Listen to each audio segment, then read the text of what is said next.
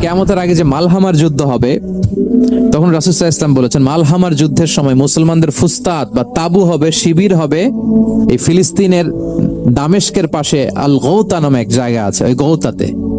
এবং ঈসা আলাইহিস সালাম এসে যে দাজ্জালকে হত্যা করবেন সেটাও ওই শামে, ফিলিস্তিনের এখনো একটা জায়গা আছে, ওই জায়গাটার নাম এখনো বাবুল লুদ, ওখানে তিনি দাজ্জালকে হত্যা করবেন। এবং সেখানে একটা সাদা মিনারা আছে, ফেরেশতার পাখায় ভর করে ঈসা আলাইহিস সালাম তখন সেখানে নেমে আসবেন, ওই ফিলিস্তিনের ওই শাম দেশের ওই মিনারার পাশে তিনি এসে পৃথিবীতে তিনি নজুল করবেন, নজুল ঈসা আলাইহিস সালাম। তো তিন এবং জাইতুনের কসম করে বেসিকলি আল্লাহ তাআলা ঈসা আলাইহিস সালামের জন্মস্থানের কসম করেছেন, কারণ তিন এবং জাইতুন, ডুমুর এবং জলপাই, অলিভ কোন দেশে বেশি হয়? শাম দেশে।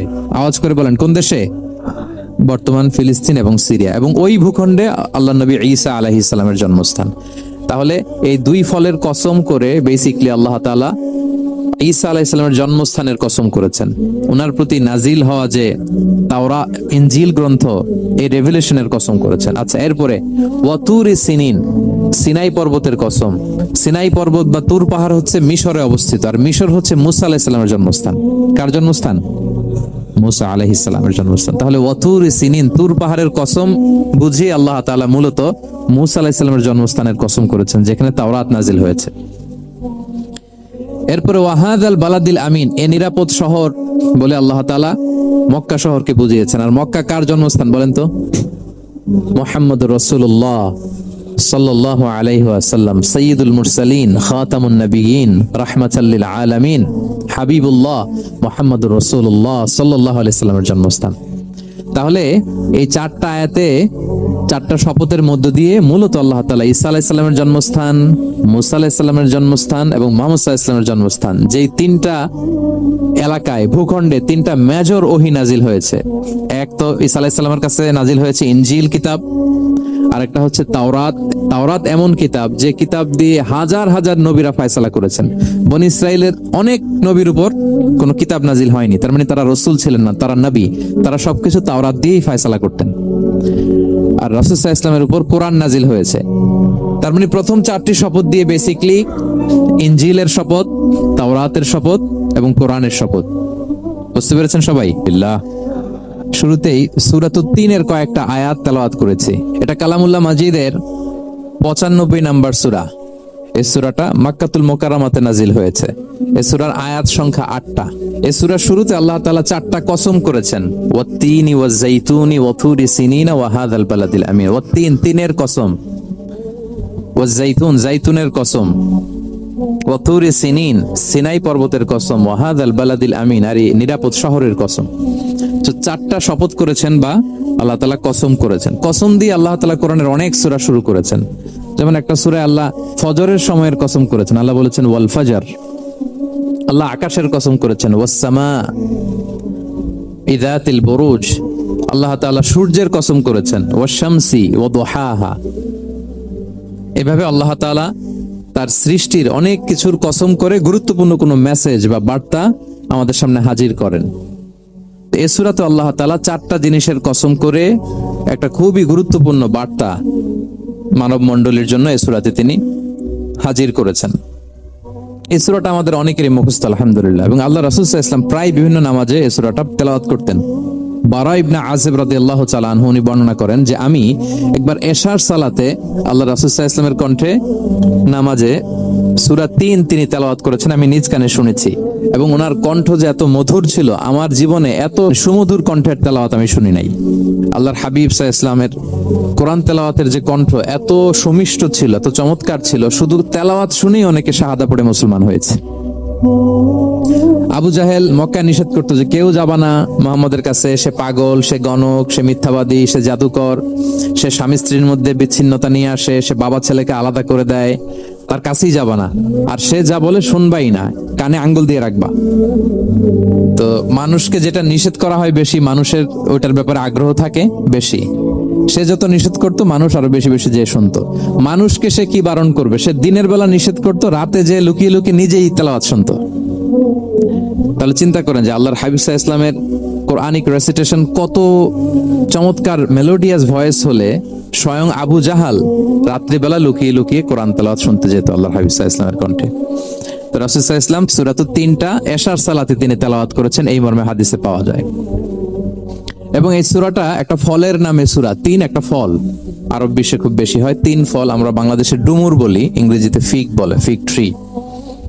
তো ফলের নামে বেসিক্যালি আল্লাহ তাআলা এই সূরাটাকে, এই চ্যাপ্টারটাকে ডেডিকেট করেছেন। আমরা সূরাকে ইংরেজিতে চ্যাপ্টার বলি। কোরআনে 114টা চ্যাপ্টার, এর মধ্যে এই সূরাটা হচ্ছে ফলের নামে ডেডিকেটেড।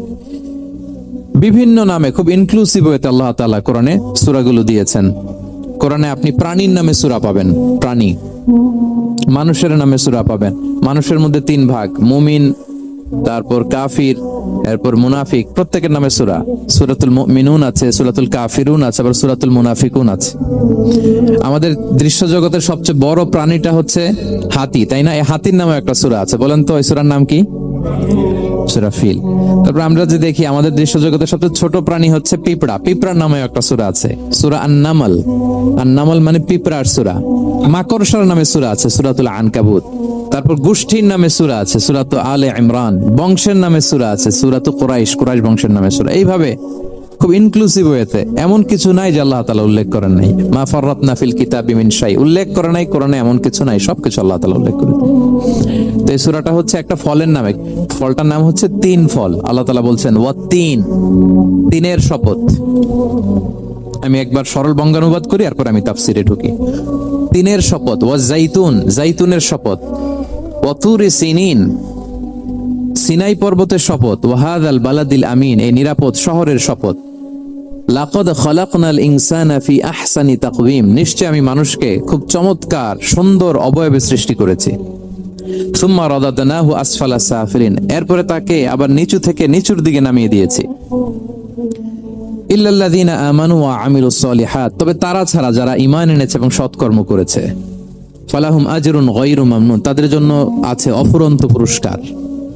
ফামা ইউকাযযিবুকা বা'দু বিদ্দিন, এগুলো জানার পরও কিসে তোমাকে দিন অস্বীকারের ব্যাপারে উদ্বুদ্ধ করলো? আলাইসাল্লাহু বিআহকামিল হাকিমিন, আল্লাহ তাআলা কি শ্রেষ্ঠ বিচারক নন? সাদাকাল্লাহুল আযীম। এই হচ্ছে এই সূরাটির সরল অনুবাদ। এবার আমরা তাফসিরে ঢুকি। প্রথমে আল্লাহ তাআলা বলেছেন ওয়াত-তিন, তিনের শপথ। তিন মানে তো আমরা জানলাম, তিন মানে ডুমুর। আল্লাহর হাবিব সাল্লাল্লাহু আলাইহি ওয়াসাল্লাম তিনি তিন ফল পছন্দ করতেন, এবং এটা ডায়াবেটিক্সের জন্য ভালো, ডায়াবেটিক্স নিয়ন্ত্রণ করে। আমাদের বোনদের যাদের ইররেগুলার মেনস্ট্রুয়েশনাল পিরিয়ড হয়, এটার জন্য এটা খুব ভালো, এবং খুব স্ট্রেংথ, স্টেমিনা আনে শরীরে। এটা জান্নাতের একটা গাছ। আদম আলাইহিস সালাম এবং হাওয়া আলাইহিস সালামকে যখন আল্লাহ বলেছিল ওয়ালা তাকরাবা হাযিহি শাজারাতা ফাতাকুনা মিনাজ জালিমিন, আদম এবং হাওয়া জান্নাতের সব জায়গায় যেতে মন চায় যাও, যা খেতে মন চায় খাও, এই নিষিদ্ধ গাছের কাছে যেও না, তাহলে তোমরা জালিম হয়ে যাবে। শয়তান এসে উল্টা বুঝালো, সে বলল তোমাদের খেতে নিষেধ করছে কেন জানো? আল্লাহ চায় না যে তোমরা জান্নাতে থাকো, আল্লাহ চায় এখান থেকে তোমাদের বের করে দিবে, কিন্তু তোমরা যদি এই গাছের ফল খাও আল্লাহ আর বের করতে পারবে না। দেখছেন শয়তানের অবস্থা? শয়তান কিন্তু নেগেটিভিটি নিয়ে সামনে আসে না, আসে খুব আপনার ওয়েল উইশার হিসেবে, উপদেশ নিয়ে, খুব ভালো একটা পজিটিভ ওয়েতে আসে।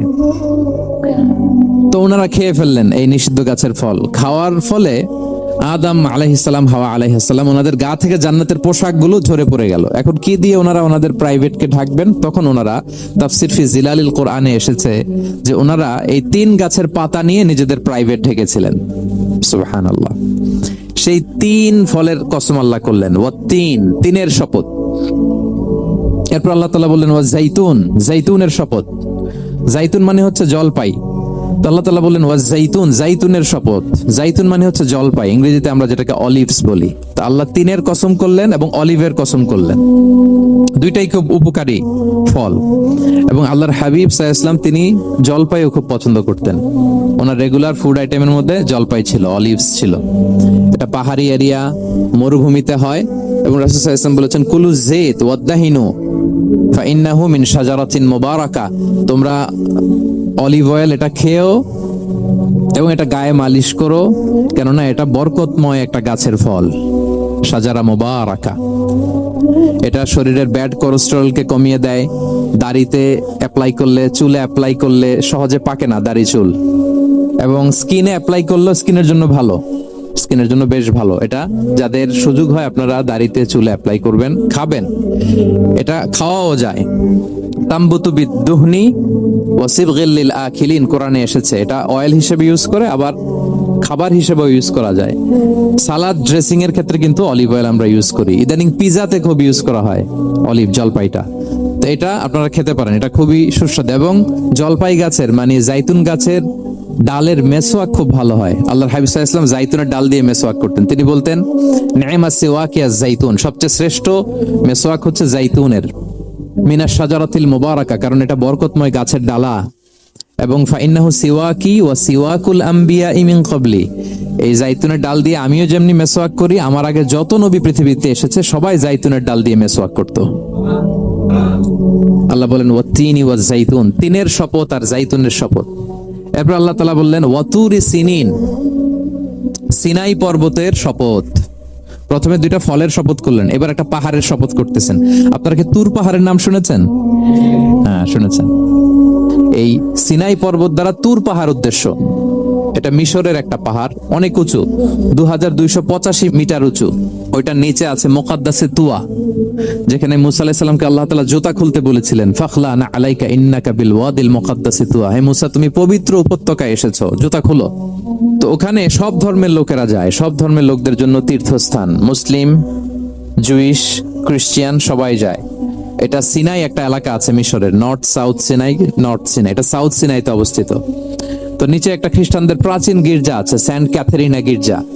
সেখান থেকে চলতে চলতে আপনাকে উপরে যেতে হবে, ফজরের পরে আবার চলে আসতে হবে, তা না হলে দুপুর বেলায় 10টা-11টার দিকে এমন সূর্যের প্রখর তাপ ওই পাথরের মধ্যে লাগে, ওখানে আর থাকা যায় না। একেবারে তুর পাহাড়ের উপরে সেখানে খ্রিস্টানদের জন্য ছোট্ট একটা সিনাগোগ আছে, তারা প্রার্থনা করে। খ্রিস্টানদের একটা চার্চ আছে, মুসলিমদের জন্য ছোট্ট একটা মুসল্লা আছে সুরাওয়ের মতো।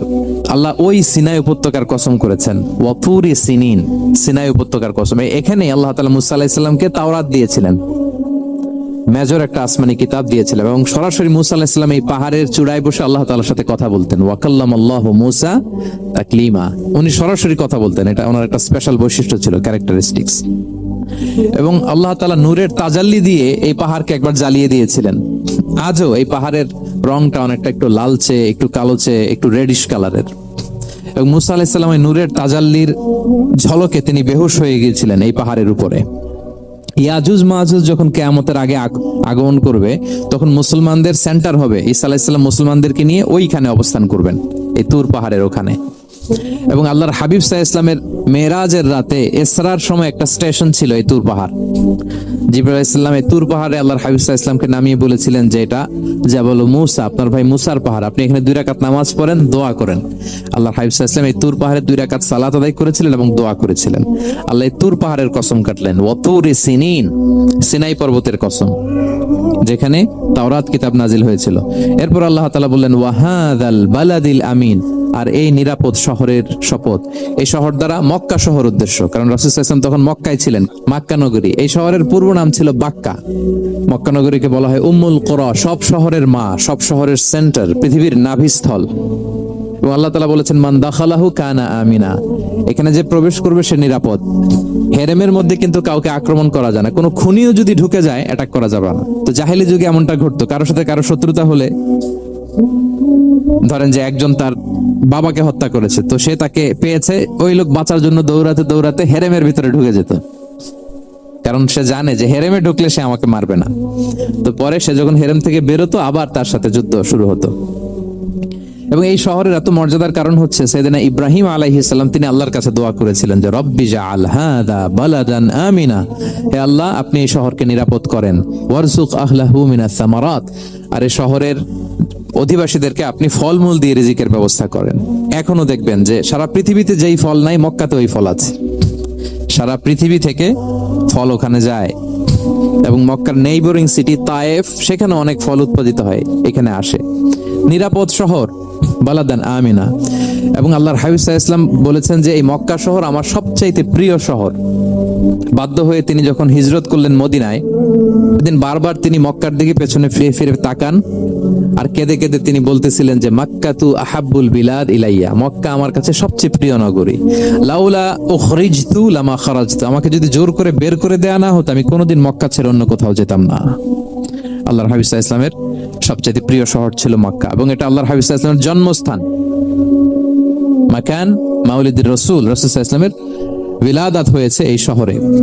এবং এই শহরকে আল্লাহ বলেছেন মাসাবাতান লিন্নাসি ওয়া আমনা, মানুষের মিলনস্থল, কেন্দ্রস্থল। সারা পৃথিবী থেকে মানুষ ওখানে যায়। আপনি যে রমাদানে যদি মক্কায় যান, আল্লাহু আকবার, লক্ষ লক্ষ উমরা পালনকারী সেখানে, ইউরোপ থেকে, আফ্রিকা থেকে, অস্ট্রেলিয়া থেকে, এশিয়া থেকে, সারা পৃথিবীর মানুষের মিলনস্থল। ওখানে গেলে আপনি দেখবেন মাসাবাতান লিন্নাসি ওয়া আমনা, নিরাপদ জায়গা এবং মানুষের মিলনস্থল। এটা এখানে এমন মসজিদ আল্লাহ রেখেছেন কাবা ঘরের চারদিকে, এটাকে বলা হয় মসজিদুল হারাম, যে মসজিদে 1 রাকাত সালাত পড়লে 1 লক্ষ রাকাতের সওয়াব হয়। আল্লাহর ঘরকে কেন্দ্র করে তাওয়াফের নির্দেশ দেওয়া হয়েছে, ওয়ালিয়াত তাওয়াফু বিল বাইতিল আতিক। পৃথিবীর কোনো ঘরকে তাওয়াফ করা যায় না, কোনো ঘরকে, এই একটা মাত্র ঘর যেটাকে এর চারদিকে এরকম তাওয়াফ করা যায়। তাহলে এই পবিত্র ঘর, পবিত্র মসজিদ যেই শহরে অবস্থিত, সেই শহরের কসম আল্লাহ করেছেন। আল্লাহ বললেন ওয়াহাদাল বালাদিল আমিন, এই নিরাপদ শহরের কসম, মানে মক্কা শহরের কসম। আমরা আপাত দৃষ্টিতে আমাদের কাছে মনে হচ্ছে দুইটা ফলের কসম, একটা পাহাড়ের কসম, একটা নগরীর কসম। আসলে বেসিকলি আল্লাহ তাআলা এই 4টা শপথ দিয়ে 3 নবীর জন্মস্থান, 3 নবীর নবুয়তের কসম করেছেন। কিভাবে সেটা আমি মিলিয়ে দেই। এই যে প্রথমে যে আল্লাহ বলেছেন ওয়াত্তিনি ওয়া জাইতুন, 3 এবং জাইতুনের কসম। পৃথিবীতে সবচেয়ে বেশি 3 এবং জাইতুন কোথায় উৎপন্ন হয় জানেন? ফিলিস্তিনে। কোথায়? শাম দেশে, যেটা হাদিসের পরিভাষায় বলা হয় শাম, বর্তমান ফিলিস্তিন এবং সিরিয়া মিলে। 3 জাইতুন দিয়ে বেসিকলি আল্লাহ তাআলা ফিলিস্তিনের শপথ করেছেন, শাম দেশের শপথ, যেখানকার বেথলহামে ঈসা আলাইহিস সালাম, জেসাস ক্রাইস্ট, তিনি জন্মগ্রহণ করেছেন, ঈসা আলাইহিস সালামের জন্মস্থান। তাহলে 3 জাইতুনের শপথের মাধ্যমে মূলত আল্লাহ তাআলা ঈসা আলাইহিস সালামের জন্মস্থানের শপথ করেছেন, কারণ সেখান থেকে ওহী বিচ্ছুরিত হয়েছে, ওনার কাছে ইনজিল নাজিল হয়েছিল। এবং এই শামের মর্যাদার ব্যাপারে অনেক কথা আল্লাহর হাবিব সাল্লাল্লাহু আলাইহি ওয়াসাল্লাম তিনি বলেছেন। আল্লাহ রাসূল সাল্লাল্লাহু আলাইহি ওয়াসাল্লাম যখন মেরাজে যান, তখন মক্কা থেকে এই শাম দেশে ফিলিস্তিনের বাইতুল মাকদাসে রাসূল সাল্লাল্লাহু আলাইহি ওয়াসাল্লামকে নিয়ে যাওয়া হয়েছিল। এবং রাসূল সাল্লাল্লাহু আলাইহি ওয়াসাল্লাম প্রায় বলতেন তুবা আলি শাম, শামের জন্য বরকত, কেননা ফেরেশতারা তাদের রহমতের পাখা শাম দেশের উপর বিছিয়ে রেখেছে। এবং তিনি বলতেন ফিতনার সময় আলাইকুম বিশাম, তোমরা শামে যেও, শামে থেকো। এবং তিনি দোয়া করেছেন আল্লাহুম্মা বারিক লানা ফি শামিনা, আল্লাহ তুমি আমার শামে, শাম অঞ্চলে আল্লাহ তুমি বরকত দিও। এবং হাদিসে এসেছে এই শামই হচ্ছে আরদুল মাহশার, এখানেই হাসর হবে। শাম অঞ্চলকে বিস্তীর্ণ করে এখানেই ময়দানুল মাহশার আল্লাহ তাআলা কায়েম করবেন, হাসরের ময়দান এখানেই হবে। এবং সেখানেই হচ্ছে সানিউল কিবলাতাইন, আমাদের আগের কিবলা কিন্তু বাইতুল মাকদাসের দিকে ছিল, যেটা শামে অবস্থিত, ফিলিস্তিনে বাইতুল মুকাদ্দাস, যেই মসজিদে নামাজ পড়লে 1 রাকাতে 500 রাকাতের সওয়াব। 3টা মসজিদে সালাত পড়লে স্পেশাল ভার্চুর কথা আছে, এর বাইরে আর অন্য মসজিদের বিশেষ কোনো ফজিলত নাই, বাকি সব মসজিদ সমান। এক হচ্ছে মসজিদুল হারাম, 1 রাকাতে 1 লক্ষ রাকাত। 2 নম্বর মসজিদে নববী, 1 রাকাতে 1000 রাকাতের সওয়াব, আর একটা দুর্বল বর্ণনায় 50,000 রাকাতের সওয়াব। 3 নম্বরে এই মসজিদুল আকসা, 1 রাকাতে 500 রাকাতের সওয়াব। 3 মসজিদে যেন আমরা যে সালাত আদায় করতে পারি, আল্লাহ তুমি তৌফিক দান করো। 2 মসজিদে তো একেবারেই সহজ যাওয়া, মক্কা মদিনাতে। বাইতুল মাকদাসে যেন আমরা যেতে পারি, আল্লাহ তুমি সেই পরিস্থিতি আমাদের জন্য তৈরি করে দাও। তাই বাইতুল মাকদাসের দিকে রাসূল সাল্লাল্লাহু আলাইহি ওয়াসাল্লাম টানা 14 বছর নামাজ পড়েছেন। 14 বছর। প্রথম 13 বছর কোনো সমস্যা হয়নি মক্কায়, কারণ তখন কেবলা বাইতুল মুকাদ্দাস থাকলেও রাসূল সাল্লাল্লাহু আলাইহি ওয়াসাল্লাম সামনে রাখতেন কাবাকে, কেবলা বাইতুল মুকাদ্দাস, কিন্তু তিনি তো মক্কায় ছিলেন নবুয়তের প্রথম 13 বছর, সামনে কাবাকে রাখতেন, তারপরে টু দ্য ডাইরেকশন অফ বাইতুল মুকাদ্দাস। কিন্তু যখন মদিনায় গেলেন তখন তো আর কাবা নাই, তখন রাসূল সাল্লাল্লাহু আলাইহি ওয়াসাল্লাম কাবাকে মিস করতে আরম্ভ করলেন। আর প্রায় আল্লাহর কাছে কামনা করতেন আমার বংশের গোড়া ইব্রাহিম আলাইহিস সালামের রুট, যেখানে আমার জন্মস্থান, সেই কাবার দিকে যদি আবার কিবলাটা ফিরিয়ে দেয়া হতো। কদ নারা তাকাল্লুবা ওয়াজহিকা ফিস সামা ফালানুওয়াল্লিয়ান্নাকা কিবলাতান তারদাহা। আল্লাহ আয়াত নাযিল করলেন, নবী আপনি আকাশের দিকে তাকিয়ে কি ভাবেন আমি বুঝি, আপনি চান কিবলা যেন আমি মক্কার দিকে ঘুরিয়ে দেই। আল্লাহ তাআলা ঘুরিয়ে দিলেন। আল্লাহ বলেন ফাওয়াল্লি ওয়াজহাকা শাতরাল মসজিদিল হারাম, এখন থেকে মসজিদুল হারামের দিকে আপনি টু দ্য ডাইরেকশন অফ কিবলা নামাজ পড়বেন। কিবলা চেঞ্জ হয়ে গেল। তো মদিনায় যে 16-17 মাস, আর মক্কায় 13 বছর, মোট 14 বছর আল্লাহর হাবিব সাল্লাল্লাহু আলাইহি ওয়াসাল্লাম এই মসজিদুল আকসার দিকেই হয়ে তিনি নামাজ পড়েছেন। এটা আমাদের আগের কিবলা ছিল। এবং শেষে কিয়ামতের আগে যে মালহামার যুদ্ধ হবে, তখন রাসূল সাল্লাল্লাহু আলাইহি ওয়াসাল্লাম বলেছেন মালহামার যুদ্ধের সময় মুসলমানদের ফুস্তাদ বা তাবু হবে, শিবির হবে এই ফিলিস্তিনের দামেস্কের পাশে আল গৌতা নামে এক জায়গা আছে, ওই গৌতাতে। এবং ঈসা আলাইহিস সালাম এসে যে দাজ্জালকে হত্যা করবেন, সেটাও এই শামে, ফিলিস্তিনের বাবুল লুদ এখনো একটা জায়গা আছে, ওই জায়গাটার নাম এখনো বাবুল লুদ। ওখানে তিনি দাজ্জালকে হত্যা করবেন এবং সেখানে একটা সাদা মিনারা আছে, ফেরেশতার পাখায় ভর করে ঈসা আলাইহিস সালাম তখন সেখানে নেমে আসবেন। ওই ফিলিস্তিনের ওই শাম দেশের ওই মিনারার পাশে তিনি এসে পৃথিবীতে তিনি নুজুল করবেন, নুজুল ঈসা আলাইহিস সালাম। তো তিন এবং জাইতুনের কসম করে বেসিকলি আল্লাহ তাআলা ঈসা আলাইহিস সালামের জন্মস্থানের কসম করেছেন, কারণ তিন এবং জাইতুন, ডুমুর এবং জলপাই, অলিভ কোন দেশে বেশি হয়? শাম দেশে। আওয়াজ করে বলেন কোন দেশে? বর্তমান ফিলিস্তিন এবং সিরিয়া, এবং ওই ভূখণ্ডে আল্লাহ নবী ঈসা আলাইহিস সালামের জন্মস্থান। তাহলে এই দুই ফলের কসম করে বেসিকলি আল্লাহ তাআলা ঈসা আলাইহিস সালামের জন্মস্থানের কসম করেছেন। ওনার প্রতি নাজিল হওয়া যে তাওরাত ইনজিল গ্রন্থ, এই রেভেলেশনের কসম করেছেন। আচ্ছা, এরপরে ওয়াতুরি সিনিন, সিনাই পর্বতের কসম। সিনাই পর্বত বা তুর পাহাড় হচ্ছে মিশরে অবস্থিত, আর মিশর হচ্ছে মুসা আলাইহিস সালামের জন্মস্থান। কার জন্মস্থান? মুসা আলাইহিস সালামের জন্মস্থান। তাহলে ওয়াতুরি সিনিন, তুর পাহাড়ের কসম বুঝিয়ে আল্লাহ তাআলা মূলত মুসা আলাইহিস সালামের জন্মস্থানের কসম করেছেন, যেখানে তাওরাত নাজিল হয়েছে। এরপরে ওয়াহাদাল বালাদিল আমিন, এ নিরাপদ শহর বলে আল্লাহ তাআলা মক্কা শহরকে বুঝিয়েছেন। আর মক্কা কার জন্মস্থান বলেন তো? মুহাম্মদুর রাসূলুল্লাহ সাল্লাল্লাহু আলাইহি ওয়াসাল্লাম, সাইয়্যিদুল মুরসালিন, খাতামুন নবিয়্যিন, রাহমাতাল লিল আলামিন, হাবিবুল্লাহ মুহাম্মদুর রাসূলুল্লাহ সাল্লাল্লাহু আলাইহি ওয়াসাল্লামের জন্মস্থান। তাহলে এই চারটা আয়াতে, চারটা শপথের মধ্য দিয়ে মূলত আল্লাহ তাআলা ঈসা আলাইহিস সালামের জন্মস্থান, মুসা আলাইহিস সালামের জন্মস্থান এবং মুহাম্মদ সাল্লাল্লাহু আলাইহি ওয়াসাল্লামের জন্মস্থান, যেই তিনটা এলাকায়, ভূখণ্ডে তিনটা মেজর ওহী নাজিল হয়েছে। এক তো ঈসা আলাইহিস সালামের কাছে নাজিল হয়েছে ইনজিল কিতাব, আরেকটা হচ্ছে তাওরাত। তাওরাত এমন কিতাব যে কিতাব দিয়ে হাজার হাজার নবীরা ফয়সালা করেছেন। বনি ইসরাইলের অনেক নবীর উপর কোনো কিতাব নাজিল হয়নি, তার মানে তারা রসুল ছিলেন না, তারা নবী। তারা সবকিছু তাওরাত দিয়েই ফয়সালা করতেন। আর রাসূল সাল্লাল্লাহু আলাইহি ওয়াসাল্লামের উপর কোরআন নাজিল হয়েছে। তার মানে প্রথম চারটি শপথ দিয়ে বেসিকলি ইনজিলের শপথ, তাওরাতের শপথ এবং কোরআনের শপথ। বুঝতে পেরেছেন সবাই? আল্লাহ ওহির শপথ করেছেন।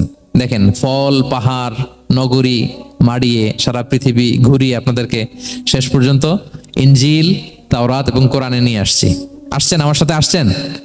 হ্যাঁ, এই রেভেলেশনের শপথ আল্লাহ করেছেন। তাহলে ওয়াত্তিনি ওয়াজাইতুনি ওয়াতুরি সিনিনা ওয়া হাযাল বালাদিল আমিন, এই চার আয়াতে, চারটা শপথের মধ্য দিয়ে মূলত আল্লাহ তাআলা আসমান থেকে নাজিল হওয়া যে ওহী, এই ওহীর শপথ অথবা ওহী যেই ভূখণ্ডে নাজিল হয়েছে সেই ভূখণ্ডগুলোর শপথ করে আল্লাহ একটা গুরুত্বপূর্ণ কথা বলবেন। সেটা কি? আল্লাহ তাআলা বললেন, লাকাদ খালাকনাল ইনসানা ফি আহসানি তাকওয়িম, আর আমি মানুষকে অত্যন্ত চমৎকার অবয়বে সৃষ্টি করেছি, চমৎকার গঠনে, চমৎকার স্ট্রাকচারের, ডিজাইনে সৃষ্টি করেছি।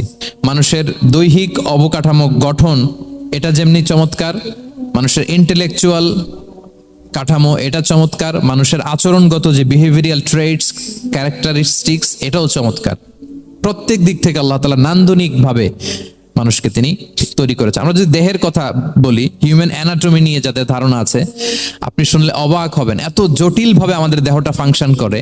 ঠিক যেই মুহূর্তে আমি কথা বলতেছি, আমার ব্রেইন সচল, আমার নার্ভ সিস্টেম সচল, হেয়ারিং সিস্টেম, স্মেলিং সিস্টেম, আমার এই যে হার্ট সচল, সিস্টোলিক, ডায়াস্টোলিক, অলিন্দ নিলয় হচ্ছে, আমার লাং কাজ করতেছে, কিডনি ইজ ওয়ার্কিং পারফেক্টলি, সব কিছু কাজ করতেছে। এত সূক্ষ্মভাবে আমাদের দেহটা কাজ করে, এটাকে ইংরেজিতে বলে মরফোলজি, আকৃতি সংক্রান্ত যে বিদ্যা। এটা নিয়ে যদি আপনি দেখেন যে মানুষের হাত কিভাবে কাজ করে, মানুষের পা কিভাবে কাজ করে, মানুষের হিউম্যান ব্রেইন কিভাবে কাজ করে, আপনি অবাক হবেন। এবং আল্লাহর যে সেটআপ, লাকাদ খালাকনাল ইনসানা ফি আহসানি তাকওয়িম, নিশ্চয় আমি মানব জাতিকে চমৎকার অবয়বে তৈরি করেছি। আপনি যদি অবয়বটা দেখেন, আমাদের স্ট্রাকচার, এর চেয়ে সুন্দর করে আর তৈরি করা যেত না, এর চেয়ে সুন্দর আর হতে পারে না। যেখানে যা দেয়ার, মাথার চুল থেকে পায়ের নখ পর্যন্ত, আপনি একটা ডিজাইনে, স্ট্রাকচারে, সেটআপে আপনি ভুল ধরতে পারবেন না। যেখানে যেটা দরকার, আপনি একটু খেয়াল করে দেখেন যে এই যে আমাদের চোখ, চিকিৎসা বিজ্ঞান বলতেছে যে মানুষ 10 মিলিয়নেরও বেশি রং শনাক্ত করতে পারে। Human eyes can identify more than 10 million colours. 10 মিলিয়নেরও বেশি রং আমরা আমাদের চোখ দিয়ে শনাক্ত করতে পারি। সুবহানাল্লাহ, সুবহানাল্লাহ বিহামদি। আচ্ছা, চোখের সেটআপটা একটু যদি খেয়াল করেন, দেখেন আমার এই চোখ এখানে না থাকে, এটা যদি জাস্ট 2 ইঞ্চি উপরে এখানে হইতো, এইটা যদি কপালে যদি আমাদের চোখ হইতো, কি অবস্থা হইতো বলেন তো? সিজদা দিতে পারতেন আল্লাহকে? বলেন, দিতে পারতেন? আচ্ছা, আমরা কিছু খাওয়ার সময় আমরা কি করি, ওইটা ভালো আছে কিনা, পচে গেল কিনা, স্মেলটা আগে দেখি, তারপরে খাই। দেখেন কত চমৎকার সেটআপ। একটু খেয়াল করেন, এই নাকের সেটআপ যদি এইখানে না থাকে, আমাদের নাক যদি পেছনে থাকতো, খাওয়ার সময় খাবারটা বাসি কিনা, ভালো আছে কিনা কি করতেন? লাকাদ খালাকনাল ইনসানা ফি আহসানি তাকওয়িম। আচ্ছা দেখেন, এই যে আমরা কান দিয়ে শুনি, এই যে কান পেঁচানো, মনে করেন না যে এমনি এমনি পেঁচানো, এই পেঁচানো, এটাই পথ না থাকলে আমরা শুনতেই পেতাম না। এটা এমন ভাবে সেটআপ করা, এটা এই ইথারে ভাষা তরঙ্গকে এয়ার ড্রামের ভেতরে সুন্দরভাবে ইনপুট করে, নাহলে আমরা শুনতে পেতাম না। তাহলে কান কেটে ফেলে দিলে আপনি শুনতে পারবেন না।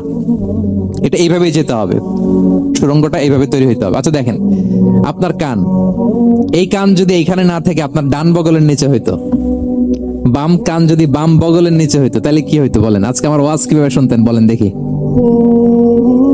কিভাবে শুনতেন? বুদ্ধি আছে বলে যে হুজুর এইভাবে শুনতাম। সুবহানাল্লাহ, সুবহানাল্লাহ। লাকাদ খালাকনাল ইনসানা ফি আহসানি তাকওয়িম। আমি মানুষকে সবচেয়ে সুন্দর সর্বোত্তম গঠনে তৈরি করেছি। দেখেন, কান দুটো এখানে থাকলে কথা শুনতে হইলে হাত উঁচু করে রাখা লাগতো। আল্লাহ, আপনি একটা একটা অঙ্গ দেখেন, ঠিক যেখানে যেটা যেভাবে সেট করা দরকার, আল্লাহ তাআলা দয়া করে অনুগ্রহ করে ঠিক সেভাবে তিনি সেট করেছেন। আমাদের চেহারার মধ্যে দেখেন এক একজনের এক এক রং। ওয়াখতিলাফু আলসিনাতিকুম ওয়া আলওয়ানিকুম ইন্না ফি যালিকা লাআয়াতুন লিল আলিমিন। আল্লাহ বলেন, তোমাদের ভাষার ভিন্নতা দিয়েছি, তোমাদের গায়ের রঙের ভিন্নতা, একজনের চেহারার সাথে আরেকজনের মিল নাই, একজনের ফিঙ্গারপ্রিন্টের সাথে। আয়াহসাবুল ইনসানু আল্লান নাজমাআ ইযামা বালা কাদিরিনা আলা আন নুসাউবিয়া বানানা।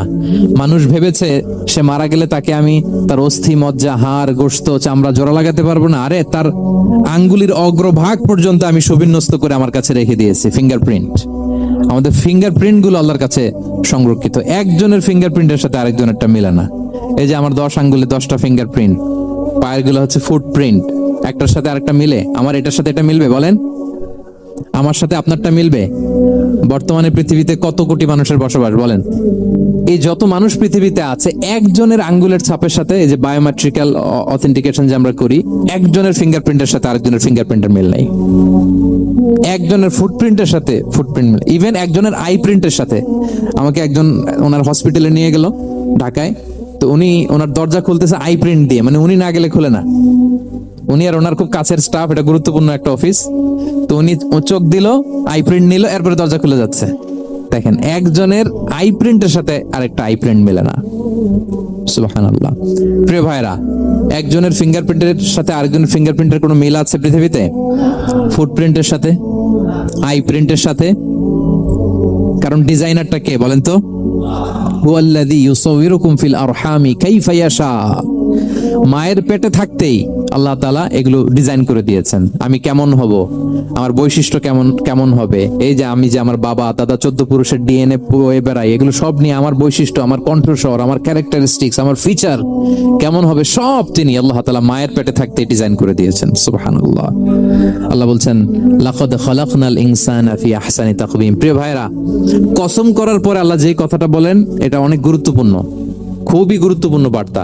আল্লাহ চারটা কসম করে তিনটা নবীর জন্মস্থানের শপথ করে তিনি বললেন, লাকাদ খালাকনাল ইনসানা ফি আহসানি তাকওয়িম।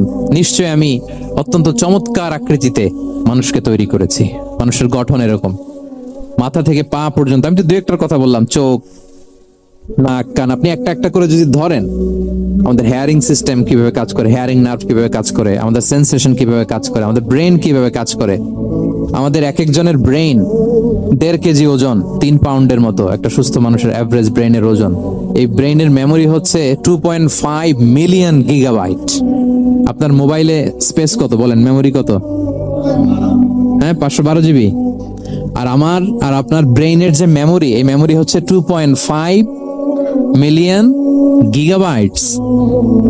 আল্লাহ, এই যে প্রতি মুহূর্তে আমাদের নিউরন কানেক্টিভিটি হচ্ছে, ব্রেনের স্নায়ুগুলোর যত কানেক্টিভিটি হয়, যত আমরা চিন্তা করে ব্রেনকে খাটাই, নতুন নতুন জিনিস আমরা তৈরি করতে পারি। এবং এমন ভাবে আল্লাহ তাআলা সফিস্টিকেটেড ব্রেইন আল্লাহ মানুষকে দিয়েছে, মানুষ পারে না এমন কিছু নাই।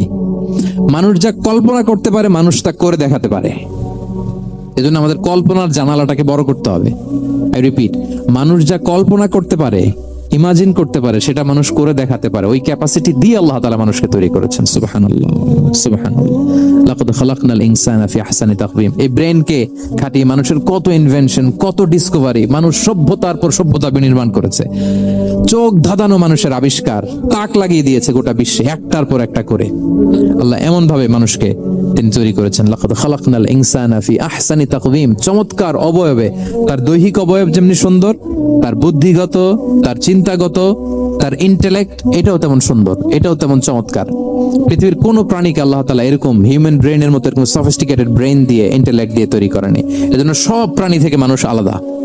সব প্রাণী থেকে মানুষের চিন্তা, বিবেক, বুদ্ধি এগুলো আলাদা। তাহলে দেখেন, মানুষের শ্রেষ্ঠত্ব মূলত এগুলোর দ্বারা। মানুষ যদি তার চিন্তা, বিবেক, বুদ্ধি খাটায়, সে শ্রেষ্ঠ হয়ে যায়। আমি একটা কথা প্রায় বলি যে মানুষ যদি ভালো হয় সে ফেরেশতার চেয়েও ভালো, আর মানুষ যদি খারাপ হয় সে পশুর চেয়েও নিকৃষ্ট। আল্লাহ বলেন, উলাইকা কাল আনআমি বাল হুম আদাল লাহুম কুলুবুল লা ইয়াফকাহুনা বিহা ওয়া লাহুম আ'য়ুনুল লা ইউবসিরুনা বিহা ওয়া লাহুম আযানুল লা ইয়াসমাউনা বিহা উলাইকা কাল আনআমি বাল হুম আদাল। তাদের হৃদয় আছে, ওটা দিয়ে অনুধাবন করে না সত্যকে। চোখ আছে, ওটা দিয়ে সে সত্যটা দেখে না। কান আছে, হকের কথা শোনে না। উলাইকা কাল আনআম, আল্লাহ বলেন তারা প্রাণীর মতো, চতুষ্পদ জন্তুর ন্যায়। শুধু অতটুকুই না, বাল হুম আদাল, তারা তার চেয়েও নিকৃষ্ট, তার চেয়েও নিকৃষ্ট। তাহলে মানুষ ভালো হলে সে ফেরেশতাকে ছাড়িয়ে যায়, আর মানুষ নিকৃষ্ট হলে সে পশুত্বকে হার মানায়। কথা বুঝতে পেরেছেন? মানে আমরা ভালো হলে সবচেয়ে ভালো, খারাপ হলে সবচেয়ে খারাপ। একটা পশু আর একটা পশুকে হত্যা করে কেটে 20 টুকরা করছে, এরকম কোন নিউজে আসছে কোনোদিন?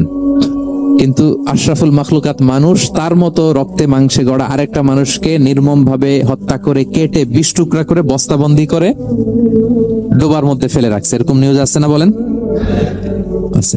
মানুষ তার মতো একটা মানুষকে নির্মম ভাবে হত্যা করে। এরকমও তো আছে যে কেরোসিন দিয়ে তার মতো আরেকটা মানুষকে সে জ্বালিয়ে দিয়েছে, আছে না নাই? বলেন। গ্রামের পর গ্রাম জ্বালিয়ে দেয়, জনপদের পর জনপদ ধ্বংস করে দেয়, বোমা মেরে শহর উড়িয়ে দেয়। লিটল বয় মেরেছিল আমেরিকান সোলজাররা জাপানের হিরোশিমা শহরের উপর। আমি হিরোশিমা তো গত বছর ভিজিট করে আসলাম, আমি নিজে দেখে এসেছি যে এখানে বোমটা মেরেছে। মুহূর্তের মধ্যে পুরো শহর ভ্যানিশ, এমন রেডিয়েশন। তো যেই আমেরিকান পাইলট বোমা মারতেছে সেও মানুষ, সেও কি? আর যাদেরকে ধ্বংসের জন্য এই লিটল বয় মারলো হিরোশিমাতে আর ফ্যাটম্যান মারলো নাগাসাকিতে, এরাও কি? তাহলে দেখেন, মানুষ তার মতো আরেকটা মানুষকে এরকম মেরে টুকরো টুকরো কুচি কুচি করতে সে দ্বিধাবোধ করে না। আল্লাহ, মানুষ গণহত্যা চালায়, জেনোসাইড। এই যে আমাদের বাংলাদেশে তো কিছুদিন আগে হলো গণহত্যা, হেলিকপ্টার থেকে গুলি করে বাচ্চা মেরে ফেলতেছে। কার বাচ্চা? কার কলিজার টুকরা সন্তান? Don't care. জনগণের টাকায়, ট্যাক্সের টাকায় কেনা বুলেট, হেলিকপ্টার দিয়ে জনগণকে, ছাত্রদেরকে হত্যা করা হয়েছে। দেখেন, সেও মানুষ। যারা হত্যা করতেছে, গণহত্যা, জেনোসাইড চালিয়েছে, তারাও মানুষ। তাহলে মানুষ যদি খারাপ হয়, মানুষের চেয়ে খারাপ আর কেউ হয়? আর মানুষ ভালো হলে মানুষের চেয়ে ভালো কেউ হতে পারে? মানুষ এমন জায়গায় যেতে পারে যেখানে ফেরেশতারাও যেতে পারে না। জিবরাইল আলাইহিস সালামের যাওয়ার সীমানা যেখানে শেষ, মুহাম্মদ সাল্লাল্লাহু আলাইহি ওয়াসাল্লামের ঊর্ধ্ব জগতের কাহিনী সেখান থেকে শুরু। আল্লাহু আকবার। তাহলে মানুষ ভালো হলে ফেরেশতাকে ছাড়ায়, মানুষ খারাপ হলে পশুত্বকে হার মানায়। So the decision is yours. রাস্তা দুইটা, আপনি কোন দিকে যাবেন? আপনি কি ডান দিকে জান্নাতের পথে যাবেন নাকি বাঁ দিকে জাহান্নামের পথে যাবেন? সিদ্ধান্ত আপনার। আল্লাহ তাআলা বললেন, লাকাদ খালাকনাল ইনসানা ফি আহসানি তাকওয়িম। আমি মানুষকে চমৎকার আকৃতিতে তৈরি করেছি। হাতের মেকানিজম কি, পায়ের মেকানিজম কি, আমার চেয়ে আপনারা ভালো জানেন। এগুলো ঘন্টার পর ঘন্টা আপনি বলতে পারবেন যে কেমন ভাবে আল্লাহ তাআলা তৈরি করেছেন। আল্লাহ বলেন, মানুষকে আমি অত্যন্ত চমৎকার আকৃতি দিয়ে তৈরি করেছি। তার সৃষ্টিগত কাঠামো, তার বুদ্ধিবৃত্তিক কাঠামো, তার চিন্তাগত কাঠামো, তার আচরণগত কাঠামো, তার নৈতিকতায় তাকে এমন উচ্চ মর্যাদার আসন আমি দিয়েছি, এটা যদি সে অ্যাচিভ করে, বিলং করে, তাহলে তার চেয়ে শ্রেষ্ঠ কেউ আর হতে পারে। কিন্তু আল্লাহর দেয়া এই ক্যাপাসিটি গুলো, এই নেয়ামাগুলো যদি সে অ্যাকসেপ্ট না করে, সে যদি পশুত্বের পথে হাঁটে, সে যদি শয়তানের দেখানো পথে হাঁটে, তাহলে সে এত নিচে যাবে, অন্য কেউ আর এত নিচে যেতে পারে না। মানুষ যত নিচে যেতে পারে, ফেরেশতারাও অত নিচে যেতে পারবে না, জিন জাতিও পারবে না, কোনো প্রাণীর পক্ষে যাওয়া সম্ভব না। তাহলে মানুষকে আল্লাহ তাআলা এমন সফিস্টিকেটেড ওয়েতে তৈরি করেছেন, চাইলে সে সবার উপরে যেতে পারে। আবার চাইলে আল্লাহর দেয়া নেয়ামতগুলোকে যদি সে ভিন্ন খাতে প্রবাহিত করে সে সবচেয়ে নিকৃষ্ট হতে পারে। সেটাই আল্লাহ বললেন, সুম্মা রাদাদনাহু আসফালা সাফিলিন, এরপরে তাকে আমি হীন থেকে হীনতর করেছি, নিচ থেকে আরো নিচে নিয়েছি। সে যখন ঈমান আনে না, সে যখন সৎকর্ম করে না, সে যখন আল্লাহর শেখানো আল্লাহর দেখানো রাস্তায় সে চলে না, সে যখন তার নফসের কথা শুনে, সে যখন তার প্রবৃত্তির গোলাম সাজে, সে সবচেয়ে নিকৃষ্ট হয়। আসফালা সাফিলিন মানে একেবারে নিচে, এর নিচে আর নাই। আল্লাহ বলেছেন ইন্নাল মুনাফিকিনা ফিদ দারকিল আসফালি মিনান নার, সেখানে আল্লাহ আসফাল বলেছেন। মুনাফিকরা জাহান্নামের একেবারে তলদেশে থাকবে। তাই মানুষ যদি ঈমান আর সৎকর্মের বলে বলিয়ান না হয়, সে এত খারাপ হয়, কেউ এত নিচে যেতে পারে না। বলেন, মানুষ যত নিচে যেতে পারে, জিন তত নিচে যেতে পারবে? ফেরেশতারা পারবে না। আর মানুষ যত উপরে যেতে পারে, ফেরেশতারা এত উপরে যেতে পারবে না। দুইটারই সুযোগ আপনার আছে। সুম্মা রাদাদনাহু আসফালা সাফিলিনের দুইটা ব্যাখ্যা। কোন মুফাসসির বলেছেন, যৌবনের পর, যৌবনে থাকে শক্তিশালী, বার্ধক্যের সময় যখন সে নুয়ে যায়, ছোট হয়, সে একেবারে দুর্বল হয়ে যায়, সেটা বোঝানো হয়েছে। আর অন্যান্য মুফাসসিরিন একরাম বলেছেন না, আল্লাহর দেওয়া এই নে'মা ক্যাপাসিটি যখন সে সঠিক পথে কাজে লাগায় না, সে যখন প্রবৃত্তির অনুসরণ করে, সে তখন এত খারাপ হয়, এত নিচ থেকে নিচুতর হয়, এত হীন থেকে হীনতর হয়, তার চেয়ে হীনতর আর কেউ তখন হতে পারে না। সেখান থেকে বাঁচার দুটি রাস্তা আল্লাহ বলেছে। আল্লাহ বলছেন ইল্লাল্লাযীনা আমানু ওয়া আমিলুস সলিহাত, তবে যারা ঈমান আনে এবং সৎকর্ম করে তারা ছাড়া। তারা ওই নিচু থেকে নিচুতর নয়, তারা শ্রেষ্ঠতর। ঈমান এবং সৎকর্ম, ঈমান এবং আমলে সালেহাত। কোরআনের অনেক জায়গায় আপনি আয়াতটা পাবেন, ইন্নাল্লাযীনা আমানু ওয়া আমিলুস সলিহাতি কানাত লাহুম জান্নাতুল ফিরদাউসি নুজুলা, নিশ্চয়ই যারা ঈমান এনেছে, সৎকর্ম করেছে, তাদের জন্য আমি জান্নাতে ফেরদাউস রেখে দিয়েছি। আল্লাহ বলেন তারা নিকৃষ্ট হবে না যারা ঈমান এনেছে, সৎকর্ম করেছে। যারা কি এনেছে? ঈমান। আর কি করেছে? সৎকর্ম করেছে। ইল্লাল্লাযীনা আমানু, যারা ঈমান এনেছে, সৎকর্ম করেছে, ফালাহুম আজরুন গায়রু মামনুন, তাদের জন্য রয়েছে অফুরন্ত পুরস্কার, মানে জান্নাত। তাদের জন্য কি? ওই জান্নাতে যেতে আমরা চাই কি চাই না বলেন? রাস্তা কয়টা? এটা চলে গেছে ডান দিকে, এটার গন্তব্য হচ্ছে ডেস্টিনেশন জান্নাতুল ফেরদাউস। আর এটা শয়তানের পথ, এটা আপনার প্রবৃত্তির দেখানো পথ, এটা চলে গিয়েছে জাহান্নামে। So now the decision is years. আপনার ডিসিশন, কোন দিকে যাবেন, ডানে না বায়ে? জান্নাতে না জাহান্নামে? জান্নাতে যেতে চাই আমরা। ফালাহুম আজরুন গায়রু মামনুন, তাদের জন্য আছে অফুরন্ত নেয়ামত, অফুরন্ত পুরস্কার। আমরা যেন সেই পুরস্কার লাভে ধন্য হতে পারি, আমরা সবাই বলি আমিন। আল্লাহ বলেন এইভাবে চারটা কসম করার পরে, এত গুরুত্বপূর্ণ বার্তা হাজির করার পরে, তোমার ঘুমন্ত বিবেককে জাগিয়ে তোমাকে বার্তা দেওয়ার পরেও কিভাবে তুমি অস্বীকার করতে পারো আখিরাতকে? ফামা ইউকাযযিবুকা বা'দু বিদ্দিন, এরপরেও কোন বিবেকে, কোন আকলে, কোন সাহসে তুমি কর্মফল দিবসকে অস্বীকার করো? কোন সাহসে? এখানে দিন দ্বারা উদ্দেশ্য কর্মফল। ভালো করলে যে ভালো পাবে, খারাপ করলে যে খারাপ পাবে, দিনের অনেক অর্থ, এটার তাফসিরে গেলে সময় কুলাবে না। ফামা ইউকাযযিবুকা বা'দু বিদ্দিন, এরপরেও কর্মফলকে অস্বীকার করার সাহস তুমি কোত্থেকে পাও? কিসে তোমাকে উদ্বুদ্ধ করে কর্মফল দিবসকে অস্বীকার করতে? আলাইসাল্লাহু বিআহকামিল হাকিমিন, আল্লাহ তাআলা কি শ্রেষ্ঠ বিচারক নন? সূরা আবু দাউদে আল্লাহর হাবিব সাল্লাল্লাহু আলাইহি ওয়াসাল্লাম বলেন, কেউ যদি সূরাতুত তিন তেলাওয়াত করে, করতে করতে যদি শেষ আয়াতে চলে আসে, আর সে যখন পড়ে আলাইসাল্লাহু বিআহকামিল হাকিমিন, আল্লাহ তাআলা কি শ্রেষ্ঠতম বিচারকদের মধ্যে সর্বশ্রেষ্ঠ বিচারক, জাজ নন? তখন সে যেন উত্তর দেয়, এটা তো আল্লাহর প্রশ্ন। আলাইসাল্লাহু বিআহকামিল হাকিমিন, আল্লাহ আমাদেরকে প্রশ্ন ছুড়ে দিয়েছেন যে আল্লাহ তাআলা কি শ্রেষ্ঠ বিচারক নন? তখন যে তেলাওয়াত করে সে যেন বলে বালা বালা ওয়া আনা আলা যালিকা মিনাশ শাহিদিন। বালা মানে অবশ্যই, হ্যাঁ আল্লাহ অবশ্যই আপনি শ্রেষ্ঠ বিচারক, আর আপনি যে শ্রেষ্ঠতম বিচারক এই সাক্ষী আমি দিচ্ছি, এই ঘোষণা আমি দিচ্ছি। পড়েন সুবহানাল্লাহ। আপনি দেখবেন মসজিদুল হারামে, হারামাল মাক্কিতে যখন তেলাওয়াত করে ইমাম সাহেবরা, এই আয়াতের পরেই যদি রুকুতে যায়, দেখবেন ফিসফিস করে বলে যে বালা বালা ওয়া আনা আলা যালিকা মিনাশ শাহিদিন। আমি নিজে শুনেছি, দেখবেন ওনার এটা পরে, কারণ আল্লাহ এখানে প্রশ্ন ছুড়ে দিয়েছেন।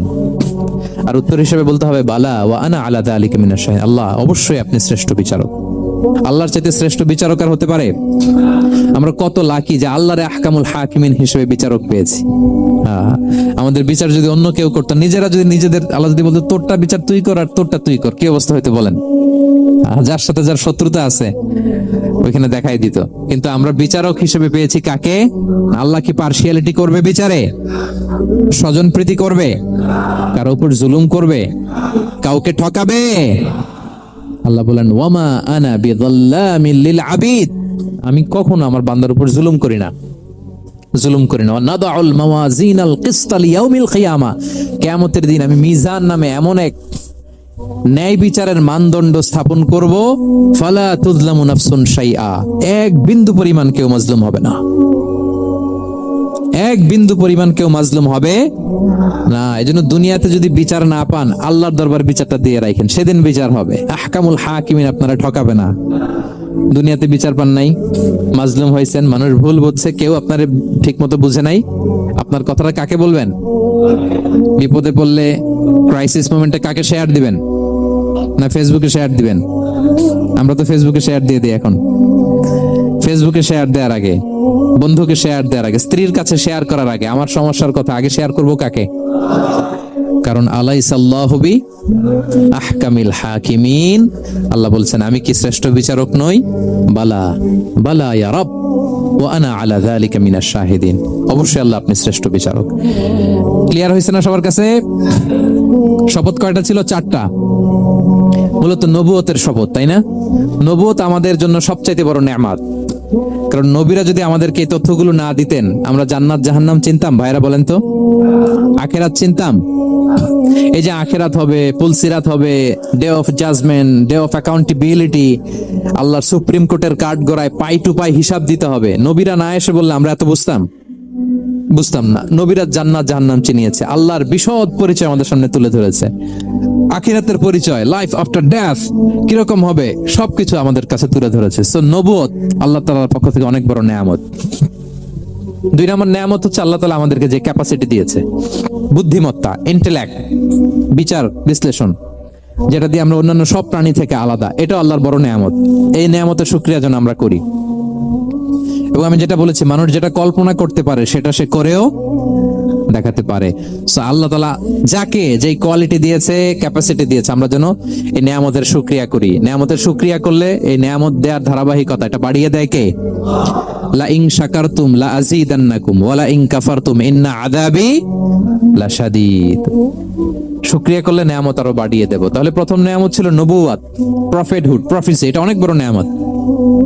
এই রেভেলেশন এসে আমাদেরকে এনলাইটেন করেছে। তা না হলে আমাদের গডকে, গডের ফিচার কি, আখেরাত কি, জান্নাত কি, জাহান্নাম কি, the concept of punishment, concept of আখেরা, কিছু আমরা ভালোভাবে বুঝতাম না। এটার শপথ আল্লাহ করেছেন।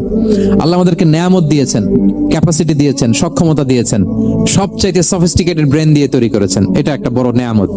এবং রাস্তা দেখিয়ে দিয়েছেন, হয় ডানে নয় বায়ে। এবং তিনি আশ্বাস দিয়েছেন যে তোমাদেরকে সঠিক ফায়সালার মাধ্যমে বিচার করা হবে সেদিন। তাই আমাদের বিপদে আপদে সব সময় আমরা যেন ফরিয়াদ করি এক মহান সত্তার কাছে। বলুন তো আওয়াজ করে, তিনি কে? বিশ্বনবীর জামানায় সাহাবারা এমন ভাবে নামাজ পড়তেন, নামাজের মধ্যে তাদের খুশু খুদু বেড়ে আল্লাহর আরশ পর্যন্ত চলে যেত। জোরে কোন ঠিক কিনা? قد أفلح المؤمنون الذين هم في صلاتهم خاشعون.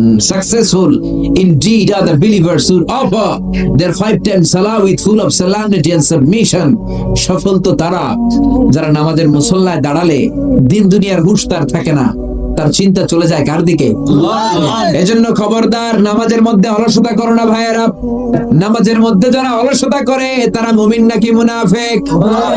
এক সাহাবী নামাজ পড়েছেন, আবার নামাজের মধ্যে দাড়ি টানতেছেন, জুব্বাটা সমান করতেছেন। বিশ্বনবী বললেন, ইন খাশাত কলবুহু লা খাশাত জাওয়ারিহু, এই সাহাবীর অন্তরে খুশুখুদু নাই। এই সাহাবীর অন্তরে যদি খুশুখুদু থাকতো, হাতগুলোর মধ্যে, অঙ্গ প্রত্যঙ্গগুলোর মধ্যে খুশুখুদু ভরে দিত কে? এই কথা শুনে সাহাবারা বললেন, ইয়া রাসূলুল্লাহ, আমাদের অনেকের নামাজে খুশু নাই। নামাজ যখন দাঁড়িয়ে যায় তখন চিন্তা আসে, ঘরে কি হয়, কিরণমালার মধ্যে কি হয়, জি বাংলায় কি হয়, স্টার জলসায় কি হয়। জোরে কোন ঠিক কিনা? এরপরে ক্রিকেটের মধ্যে সাকিব কি ছক্কা মারলো নাকি চার মারলো? মাশরাফি বিন মুর্তজা উইকেট পাইলো নাকি পাইলো না? কুমিল্লা জিতলো নাকি খুলনা জিতলো? জোরে কও ঠিক কিনা? নামাজের মধ্যে দাঁড়িয়ে চারদিকে মন চলে যায়, ইয়া রাসূলুল্লাহ কেমন করে মনটারে ধরে রাখবো, কেমন করে নামাজের মুসল্লায় মনটারে আটকে রাখবো শিখিয়ে দেন। বিশ্বনবী বললেন সল্লু সালাতা মুআদ্দিআ, মনে করো এটা তোমার শেষ নামাজ। নামাজের মুসল্লায় দাঁড়ালে মনে করবে এটা আমার আখিরি নামাজ। এটা কিন্তু জরুরি কথা, খেয়াল করে শুনেন। নামাজের মুসল্লায় যখন দাঁড়াবা চিন্তা করবা এটা তোমার বিদায়ী নামাজ। এই নামাজের পরে হয়তো কোনো নামাজের সুযোগ তুমি জীবনে আর পাবা না। জোরে বলেন ঠিক কিনা? সাল্লু সালাতা মুআদ্দিআ, perform the salah as it's your last and final prayer. Perform the salah as it's your last and final prayer. নামাজে যখন দাঁড়াও মনে করো এটাই শেষ নামাজ, আর হয়তো আজকের পরে কোনোদিন আল্লাহর সেজদা দিতে পারবো না। এখন বাজে 11:30, আপনারে বলা হলো আজ রাত 2টার দিকে আপনার মরণ। এখন যে নামাজটা পড়বেন এশার নামাজ, এটাই আপনার শেষ নামাজ। এই কথা যদি শুনেন 2টার দিকে মালাকুল মাউত এসে আপনার রূহ কবজ করে নিয়ে যাবে, আর এখন এশার নামাজটা শেষ নামাজ, এই নামাজটা আপনি কত সুন্দর করে পড়বেন, কত লম্বা করে সেদিন ওযু বানাবেন, কত লম্বা সময় নতুন পাঞ্জাবি পরাবেন, আতর মাখবেন, মেসওয়াক করবেন, কত লম্বা সময় দাঁড়িয়ে আপনি কেরাত পড়বেন, ওই দিন কত লম্বা করে আপনি রুকু করবেন, কত লম্বা সেজদা দিবেন, ওই দিন সেজদা দিয়ে চোখের পানি দিয়ে যায় নামাজ আপনি ভিজিয়ে দিবেন, ঠিক না? কারণ আপনি জেনেছেন এটাই আপনার শেষ নামাজ। এই চিন্তাটা প্রত্যেক নামাজে করেন না কেন? আপনি যে 1000 বছর বাঁচবেন কোনো গ্যারান্টি আছে নাকি? রাত 2টা পর্যন্ত যে বাঁচবেন কোনো গ্যারান্টি আছে? আরে 2টা তো দূরের কথা, মুনাজাত পর্যন্ত যে বাঁচবেন কোনো গ্যারান্টি আছে? তাও তো বেশি। শ্বাস যেটা নিলাম, এই শ্বাসটা যে আমি ফেলতে পারবো কোনো গ্যারান্টি আছে? বিশ্বনবী বললেন সল্লু সালাতা মুআদ্দিআ, বিদায় নামাজ পড়ো, শেষ নামাজ পড়ো, এমন ভাবে নামাজের মুসল্লায় দাঁড়িয়ে যাও মনে করো এটাই হতে পারে তোমার জীবনের শেষ নামাজ। জোরে কোন ঠিক কিনা? প্রত্যেকবার যখন মুসল্লায় দাঁড়াবেন আপনি চিন্তা করবেন হতে পারে এটাই আমার জীবনের শেষ নামাজ। আজকে যে সেজদাটা দিচ্ছি হয়তো নামাজ পড়ে যাওয়ার সময় অ্যাক্সিডেন্টে আমি মারা যাব, বা হার্ট অ্যাটাক হয়ে আমি মারা যাব, কিংবা এমনি আমি মরে যাব। এই চিন্তাটা নিয়ে যদি প্রত্যেকবার মুসল্লার মধ্যে আপনি দাঁড়ান, তখন আপনার নামাজের মধ্যে খুশু খুজু আল্লাহর তাকওয়া আপনার অন্তরে ঠিকই বাড়বে। চিৎকার করে বলেন ঠিক কিনা? এই কথা যখন বিশ্বনবী সাহাবাদেরকে বললেন, সাহাবারা নামাজের মধ্যে নড়ে না, সাহাবারা নামাজের মধ্যে এদিক ওদিক তাকায় না, পাথরের মতো নামাজে দাঁড়িয়ে থাকে। বিশ্বনবীর সাহাবারা যখন মরুভূমির মধ্যে নামাজে দাঁড়াতেন, আকাশের পাখিগুলো খেজুর গাছ মনে করে সাহাবীদের মাথায় এসে বসে যেত। আল্লাহু আকবার। আবার যখন সাহাবারা রুকু করতেন, আবার যখন সাহাবারা সিজদায় যেতেন, তখন পাখি আবার উড়াল দিত। জোরে বলেন সুবহানাল্লাহ। এজন্য এমন ভাবে নামাজে দাঁড়াবেন মনে করবেন এটাই জীবনের শেষ নামাজ। এক সাহাবী নামাজ পড়লেন, নামাজ পড়ে বিশ্বনবীর কাছে আসলেন। বিশ্বনবী বললেন সল্লু সল্লি ফা ইন্নাকা লাম তুসাল্লি, রিপিট ইউর সালাহ because you didn't offer your salah in a correct way. নামাজ আবার পড়ো, নামাজ হয় নাই। সাহাবী আবার নামাজ পড়লেন, আবার আসলেন, বিশ্বনবী আবার বললেন সল্লি ফা ইন্নাকা লাম তুসাল্লি, আবার নামাজ পড়ো, নামাজ হয় নাই। সাহাবী আবার নামাজ পড়লেন, আবার বিশ্বনবীর কাছে আসলেন, বিশ্বনবী বললেন নামাজ পড়ো, নামাজ হয় নাই। এবার সাহাবী চোখের পানি ছেড়ে দিলেন, চোখের পানি ছেড়ে দিয়ে বললেন ইয়া রাসূলুল্লাহ, ইয়া হাবিবাল্লাহ, এর চেয়ে ভালো করে, এর চেয়ে সুন্দর করে নামাজ পড়তে আমি জানি না, কেমন করে পড়বো শিখিয়ে দেন। বিশ্বনবী সাহাবীকে জড়িয়ে ধরলেন, বললেন যখন নামাজে দাঁড়াবা হাত্তা তাতমাইন্না কাঈমান, স্ট্রেট ফরওয়ার্ড হয়ে রিল্যাক্সের সাথে দাঁড়াবা। নামাজের মধ্যে কোনো তাড়াহুড়ো নাই, আছে? There is no rushing in salah, there is no hastiness in salah. নামাজে কোনো তাড়াহুড়ো নাই, নামাজে কোনো দৌড়াদৌড়ি নাই। নামাজ পড়তে হবে ধীর গতিতে, রিল্যাক্সের সাথে। জোরে বলেন কিসের সাথে? রিল্যাক্সের সাথে নামাজ পড়বেন। আমি নামাজ শিখাই মালয়েশিয়াতে। প্রথমে শিখালাম সেনাবাহিনীর লোকদের, এরপরে শিখালাম ইউনিভার্সিটির প্রফেসরদের, এরপরে ছাত্রদের, এরপরে কর্মচারীদেরকে বিভিন্ন জায়গায়। নামাজের একটা আমার ওয়ার্কশপ আছে, বাংলাদেশে তো এগুলো চালু হয় নাই, একটু প্রজেক্টর দিয়ে অডিটোরিয়ামে নামাজ শিখানো, এগুলো চালু হলে আপনাদের এলাকাতেও করেন, আমি এসে আপনাদেরকে সহি পন্থায় নামাজ শিখাই যাব। এজন্য নামাজে যখন দাঁড়াবেন হাত্তা তাতমাইন্না কাইমান, স্ট্রেট ফরওয়ার্ড হয়ে নামাজে দাঁড়িয়ে যান। আবার যখন রুকুতে যাবেন বিশ্বনবী বললেন হাত্তা তাতমাইন্না রাকিআন, স্ট্রেট ফরওয়ার্ড রুকু দিবা। বিশ্বনবী যখন রুকু দিতেন বিশ্বনবীর পিঠটা টেবিলের মতো স্কেলের মতো সমান হয়ে যেত। অনেকে রুকু দেয়, কেউ এমনি থাকে, কেউ এমনি থাকে, আছে না নাই? পিঠটা হবে স্ট্রেট ফরওয়ার্ড। সাহাবীরা বললেন লাউ সাব্বা আলাইহিল মা আলাস্তাকররা, বিশ্বনবী রুকু দিয়ে আছেন, ওই অবস্থায় বিশ্বনবীর পিঠের উপর যদি এক গ্লাস পানি রেখে দাও, পানিটাও কাঁপবে না, গ্লাসটাও পড়বে না। আল্লাহু আকবার। তার মানে সোজা না বাঁকা? স্ট্রেট ফরওয়ার্ড রুকু। রুকু থেকে দাঁড়াবা হাত্তা তাতমাইন্না কাইমান, সিজদায় যাবা হাত্তা তাতমাইন্না সাজিদান, রিল্যাক্সের সাথে যাও। অনেক মুরব্বিরা আছেন না বুঝে রুকু থেকে সোজা হয়ে দাঁড়ানোর কথা, রুকু থেকে মাথাটা উঠাই আবার সিজদায় চলে যায়, আছে না নাই? দুই সিজদার মাঝখানে সোজা হয়ে বসবেন। অনেকে কোন রকম প্রথম সিজদা থেকে মাথাটা একটু উঠিয়ে সিজদায় ঢু মারে, আছে না নাই? খবরদার, আপনার নামাজ হবে না। যদি ব্যস্ততা থাকে, তাড়াহুড়ো থাকে, জরুরি কাজ থাকে, নফলগুলো বাদ দিয়ে দেন, ফরজ আর সুন্নত পড়েন। এর চেয়েও যদি ব্যস্ততা থাকে, সুন্নত বাদ দেন, শুধু ফরজ পড়েন। এর চেয়েও বেশি ব্যস্ততা সফরে আছেন, কসর করে 2 রাকাত পড়েন। সফরের মধ্যে কসর আছে না নাই? কিন্তু যতটুকু পড়বেন ধীরস্থির ভাবে পড়বেন, রিল্যাক্সের সাথে পড়বেন, তাড়াহুড়ো করা যাবে না। বিশ্বনবীর মেয়ের জামাই আলী কাররামাল্লাহু ওয়াজহার পায়ের মধ্যে যুদ্ধে একটা তীর ঢুকে যায়, তীরের ব্যথায় উনি চিৎকার করে তীর বের করা যায় না, যেই টান দেয় চিৎকার মারে। বিশ্বনবী বললেন টানাটানির দরকার নাই। আমার মেয়ের জামাই আলী যখন নামাজের মুসল্লায় দাঁড়িয়ে যায় তখন দিন দুনিয়ার কোনো হুঁশ তার থাকে না। বিশ্বনবী নামাজ শুরু করে দিলেন, সূরা ফাতিহা বললেন, আর নামাজের আগে এক সাহাবীরা বললেন আমি যখন কেরাত পড়বো আমার মেয়ের জামাই আলীর পায়ের কাছ থেকে তুমি তীর টেনে বের করবা। বিশ্বনবী যখন কেরাত পড়লেন ওই সাহাবী আলী রাদিয়াল্লাহু আনহুর পায়ের কাছে তীরের কাছে যে হাজির, গায়ে যত জোর ছিল টান মেরে তীর বের করেছেন, ফিনকি দিয়ে রক্ত বের হয়েছে, রক্তের জায়গাটা শয়লাভ, লাল টুকটুকে রক্ত, কিন্তু নামাজের মুসল্লায় তিনি দাঁড়িয়ে আছেন, তিনি কোনো টের পান নাই। কোন সুবহানাল্লাহ। নামাজের পর সালাম ফিরিয়ে বললেন আমার পায়ের তীর কই, এত রক্ত কেন, কে তীর বের করলো? বিশ্বনবী আলীরে ডেকে বললেন আলী তুমি যখন নামাজের মুসল্লায় দাঁড়িয়ে যাও দিন দুনিয়ার কোনো হুঁশ তোমার থাকে না, নামাজ অবস্থায় তোমার তীর খোলা হয়েছে, এই জন্য তুমি টের পাও নাই রে আলী। আল্লাহু আকবার। এজন্য খবরদার নামাজের মধ্যে এরকম করবেন না, তাড়াহুড়ো নাই, অলসতা নাই, ধীরস্থির ভাবে নামাজ পড়েন। আবার অনেকে নামাজেও দাঁড়ায়, ঘড়ির দিকেও তাকায়, নামাজ পড়ে সামনের দিকে যদি জানালা থাকে এরকম নজর করে তাকায়, এদিক ওদিকে নজর করে, আছে না নাই? খবরদার, নামাজে আপনার নজর থাকবে পা থেকে সিজদার জায়গা, এর বাইরে যেতে পারবে না। এর বাইরে যদি নজর দেন হাদিসে কুদসিতে আছে আল্লাহ ডেকে বলেন ইয়া আবদি আকবিল, ও নামাজি নজর ফিরায় আন। আবার নজর দিলেন, আল্লাহ বলেন আকবিল, নজর ফেরাও। আবার নজর মারলেন, আল্লাহ বললেন তোমার নজর ফিরাও। 3 বারের পরে যদি আবার নজর দেন আল্লাহ বলেন লা হাজাতা লি ইলা সালাতিক, এই নামাজের কোনো দরকার আর আমার নাই। নাউজুবিল্লাহ। এজন্য খবরদার, মুমিনরা যখন নামাজে দাঁড়ায় অন্তরে খুশগুদু থাকে, ভয় পায় কারে? কে নামাজি আমার ঘরে নামাজ পড়ো আজ, দিলে মে তোমার চরণ তলে হৃদয় যায় নামাজ।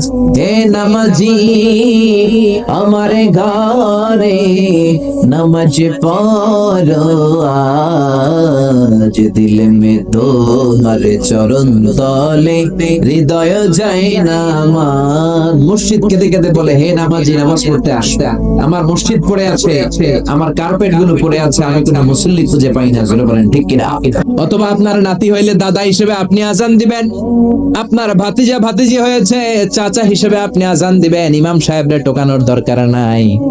একজন মুসলমান হিসেবে সবার ভালো করে আজান একামত জানার দরকার আছে না? তাহলে ছেলে হোক মেয়ে হোক খুশি হবেন, এটা হলো প্রথম দায়িত্ব বাবা মার। যত মায়েরা, আমার মাইকের আওয়াজ যদি আপনাদের কানে যায় মায়েরা শোনেন, আর বাবা যারা এসেছেন মনোযোগ দিয়ে শোনেন। 1 নম্বরে বাবা মার দায়িত্ব প্যারেন্টিং, এটারে বলে parenting, how to rare up your children, কেমন করে ছেলে মেয়েদেরকে বড় করবেন এই ব্যাপারে ইসলামে দিক নির্দেশনা আছে না নাই? 1 নম্বরে ছেলে হোক মেয়ে হোক শুকরিয়া কার? দুই নম্বরে ছেলে হওয়ার সাথে সাথে মেয়ে হওয়ার সাথে সাথে আজানের দরকার আছে না নাই? তিন নম্বরে সপ্তম দিনে ছেলে হোক মেয়ে হোক আকিকা দিবেন। ছেলে হলে 2টা ছাগল, মেয়ে হলে 1টা ছাগল। সপ্তম দিনে দিবেন। কততম দিনে? অনেকে কুরবানির সাথে দেয়, কুরবানির সাথে নয়, সপ্তম দিনে দিবেন। এখন দিতে পারেন নাই, পরে কুরবানির সাথে বন্ধর সময় দেন, ওটা আলাদা কথা, কিন্তু দেওয়ার নিয়ম হচ্ছে, সুন্নাহ হচ্ছে সপ্তম দিন। কততম দিন? বিশ্বনবী বললেন, কুল্লু গুলামিন রাহিনাতুন বিআকিকা তুযবাহু আনহু ইয়াওমা সাবিহি। প্রত্যেক বাচ্চাকে আকিকা দিতে হয় তার সপ্তম দিনে। তারপরে ইউসাম্মা ফিহি, সপ্তম দিনে তার একটা নাম রাখতে হয়। তারপরে ইহলাকু রাসুহু, তার মাথা কামিয়ে ফেলতে হয়। ছোট ছোট চুল থাকে না, নিউ বর্ন বেবি, নতুন বাচ্চার মাথায় হালকা হালকা পাতলা চুল থাকে, এগুলোকে আপনি হলক করে দিবেন, শেভ করে দিবেন। তাহলে সপ্তম দিনে 3 কাজ। 1 নম্বরে আকিকা, 1 নম্বরে কি? সবাই বলেন। 1 নম্বরে, 2 নম্বরের নাম রাখা, 2 নম্বরে কি? কি নাম রাখবেন? Brush fire. এক ভাতিজার বাড়িতে নাকি চাচা আসছে বেড়াইতে, তো ভাতিজা আপ্যায়ন করাইতেছে। চাচা কয়, কতদিন পরে তোমার সাথে দেখা, তোমার ছেলে হয়েছে একটা, মেয়ে হয়েছে একটা, আমি তো চিনি না, ডাক দাও না। ডাক দিছে ব্রাশ ফায়ার। চাচা মনে করছে আসল ব্রাশ ফায়ার, এটা মনে করে চাচা দিছে দৌড়। ভাতিজাও চাচারে ধরার জন্য দৌড়, চাচাও দৌড়ায়, ভাতিজাও দৌড়ায়। চাচা কয়, ভাতিজা বয়স আমার 70-80, তুই আমার ব্রাশ ফায়ার করিস না। ভাতিজা বলে, চাচা এটা ওই ব্রাশ ফায়ার না, আমার ছেলের নাম ব্রাশ, মেয়ের নাম ফায়ার। তো এই ব্রাশ ফায়ার, এই জাতীয় নাম রাখবেন। আহাব্বুল আসমা ইলাল্লাহ আব্দুল্লাহ আব্দুর রহমান, আল্লাহর কাছে সবচেয়ে প্রিয় নাম আব্দুল্লাহ আব্দুর রহমান, এগুলো রাখবেন। নবীদের নামগুলো রাখবেন, কোরআন থেকে চুজ করে নাম রাখবেন, সাহাবাদের নাম রাখবেন। তাহলে ছেলেগুলোর আল্লাহ আল্লাহ বানাই দিবে কে? আর ব্রাশ ফায়ার রাখলে ব্রাশ ফায়ারের মতোই হবে, ঠিক কিনা? বিভিন্ন সমাবেশে এরা বোমা মারবে, ককটেল বোমা মারবে, হত্যা করবে, ডাকাতি করবে, ছিনতাই করবে, মেয়েদের অন্য ধরে টানাটানি করবে, যেরকম, ঠিক কিনা? এজন্য সপ্তম দিনে 3 কাজ। 1 নম্বরে আকিকা করা, কি করা? 2 নম্বরে নাম রাখা, কি রাখা? 3 নম্বরে মাথার চুল ফেলে দেয়া, কি করা? তারপরে ইসলাম বলে 2 বছর ছেলে হোক মেয়ে হোক দুধ খাওয়ানোর ব্যবস্থা করবা। কোরআনের মধ্যে আদেশ আছে না নাই? ওয়াল ওয়ালিদাতু ইউরদি'না আওলাদাহুন্না হাওলাইনি কামিলাইনি লিমান আরাদা আন ইউতিম্মার রাদাআ। ছেলে হোক মেয়ে হোক 2 বছর দুধ খাওয়াবা। অনেক মা আছে দুধ খাওয়ায় না, ফিডার খাওয়ায়, বডি ফিটনেস নষ্ট হয়ে যাবে, এরকম মা আছে না নাই? দুধ খাওয়াতে চায় না, ফিডার খাওয়ায়, ল্যাকটোজেন খাওয়ায়, সিরিয়ালাক খাওয়ায়, ডানু খাওয়ায়। ডানু কি খাওয়ায়? তো এই জন্যই তো বলায় তোমার বৃদ্ধাশ্রমে দিয়ে আসে। যদি দুধ খাওয়ায় না, যে তুমি ছোটবেলায় কষ্ট তো সহ্য করেন না, আপনার বৃদ্ধাশ্রমে দিবে না তো কোথায় দিবে? মায়ের যে শাল দুধটা, বাচ্চা জন্ম নেওয়ার পরে যে শাল দুধটা আসে, এটার মধ্যে যে কত ধরনের পুষ্টিগুণ আছে, ফুল অফ নিউট্রিশন, খুব উন্নত মানের রিচ নিউট্রিশন দিয়ে আল্লাহ এটাকে তৈরি করেছে। আপনার বিভিন্ন ধরনের রোগের প্রতিষেধক ভ্যাকসিন আল্লাহ এটার ভিতরে ঢুকিয়ে দিয়েছে। এটা যে খায় না, তার মেধা শক্তি খুব দুর্বল, তার কোনো মেধাই নাই, মনে রাখতে পারে না কিছু, সব ভুলে যায়। আমি আমার মায়ের দুধ খাইছি মাত্র 2.5 মাস, এজন্য আমি কিচ্ছু মনে রাখতে পারি না, সব ভুলে যাই। বাস্তব কথা। আপনি মায়ের দুধ যদি কেউ 2 বছর খায়, টানা 2 বছর খেতে পারলে তার মেধা হবে প্রচন্ড মেধা। এই ছেলে ইনফেরিয়রিটি কমপ্লেক্সে ভুগবে না, ইনসেফটিতে ভুগবে না। অনেক মায়েরা অসুস্থ হয়ে যায়, এজন্য খাওয়াতে পারে না, সেটা ভিন্ন ব্যাপার। আমিও খেতে পারিনি অসুস্থ হওয়ার কারণে, কিন্তু ছেলে অসুস্থ, মেয়ে অসুস্থ, মা অসুস্থ, 2 বছর আপনি দুধ খাওয়াবেন, ঠিক কিনা? যদি দুধ না খাওয়ান তাহলে ছেলে মেয়ের হক নষ্ট করলেন। অনেক মা খাওয়াইতে চায়, আছে না নাই? যারা বলেন আছে না নাই? কিন্তু অসুস্থতার কারণে যদি কেউ না খাওয়ায়, সেটা ভিন্ন ব্যাপার। এই জন্য প্রথম দায়িত্ব হলো শুকরিয়া করবেন আল্লাহর, ছেলে হোক মেয়ে হোক। এরপরে জন্ম নিলে আজান দিবেন, জন্মের 7ম দিনে আকিকা দিবেন, সুন্দর একটা নাম রাখবেন, মাথার চুল ফেলে দিবেন, তারপর 2 বছর দুধ খাওয়াবেন। এরপর ছেলে যখন আব্বু আব্বু বলে, আম্মু আম্মু বলে, হাঁটতে শিখে একটু বড় হয়েছে, সবার আগে ছেলেরে শিখাবেন কোরআন। কি শিখাবেন? কি শিখাবেন? সবার আগে কোরআন, পরে অন্য জ্ঞান। Teach your children the Holi Quran, the Holi Quran will teach your children everything. আপনি আপনার ছেলেরে কোরআন শিখান, কোরআন আপনার ছেলেরে গোটা বিশ্বটা শিখাই দিবে। সুবহানাল্লাহ কইতে মন চায় না? এজন্য একটু বড় হলেই ছেলে মেয়েরে কি শিখাবেন? আপনি ছেলে মেয়েরে সব কিছু শিখাইলেন, কোরআনটাই শিখান নাই, তার মানে আপনি কিছুই শিখান নাই। ঠিক কি না?